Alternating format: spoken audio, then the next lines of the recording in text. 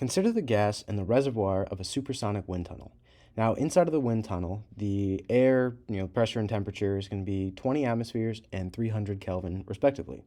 Now, at some point inside of the wind tunnel duct, there is a pressure of 1 atmosphere. And what we want to do is we want to find the air temperature at this location, both for a isentropic process and a non-isentropic process. Now, for an isentropic process, which we'll be using in Part A, that's essentially adiabatic and reversible. Now, adiabatic means there's no heat transfer throughout the system, whereas with reversible, that means all of the energy that you put into the system, you can then take back out without any loss. So since Part A is isentropic, we can solve for T2 using the isentropic relations. So we are given P1, T1, and P2, so now all we have to find is T2. So let's set up the isentropic relations between P2, P1, and T2 and T1. So I have the factor of gamma divided by gamma minus 1. And then we can rearrange things to then solve for T2.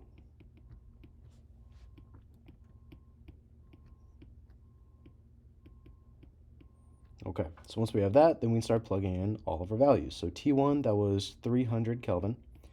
And then P2, that was 1 atmosphere. And then P1 was 20 atmospheres. And then here, since we're dealing with standard air, gamma is going to be 1.4. So that'll leave us with a T2 of 127.5 Kelvin. And that's the first part. So now for the second part, we are dealing with a non-isentropic process. And we know it's non-isentropic because we'll have an entropy gain of 320 joules per kilogram Kelvin. So we can actually use a thermodynamic equation to essentially relate delta S with our change in temperature as well as our change in pressure. And the equation is something like this, where we have change in entropy is equal to Cp times natural log of T2 divided by T1, and then minus the gas constant R times natural log of P2 divided by P1. So now, one thing that we can do is we can use a relation between Cp and Cv with gamma. So gamma is going to be Cp divided by Cp, or Cv, and then we can solve for Cv as Cp divided by gamma. And now the reason we're doing this is we can also relate the gas constant with Cp and Cv, so then we can actually plug in for Cv. And this will make sense in a second while we're doing this.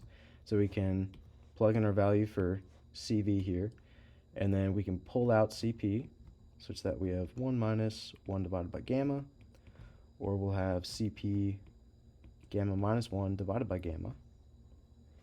So then we can solve for Cp is going to be equal to the gas constant times gamma divided by gamma minus 1.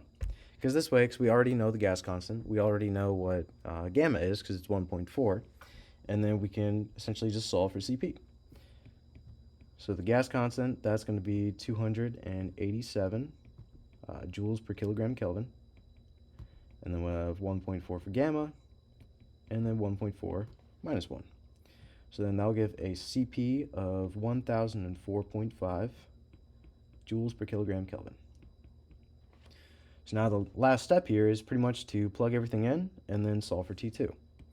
So plugging things in for delta S, we had 320 joules per kilogram Kelvin. And then that'll be equal to Cp, which we just solved for. So joules per kilogram Kelvin again.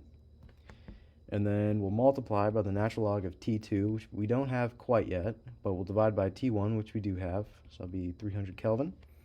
And then we'll subtract by the gas constant, which is 287 joules per kilogram Kelvin. And then multiply by the natural log of 1 divided by 20. So then solving this out, we get a final T2 temperature of 175.3 Kelvin. And now just as a sanity check, this would make sense that T2 in the non-isentropic case would be greater than T2 in the isentropic case because we're actually adding energy to the system. And since temperature is pretty much the average of the energy of the gas molecules in the system, that would make sense why the temperature in the second case here would actually be larger than the first.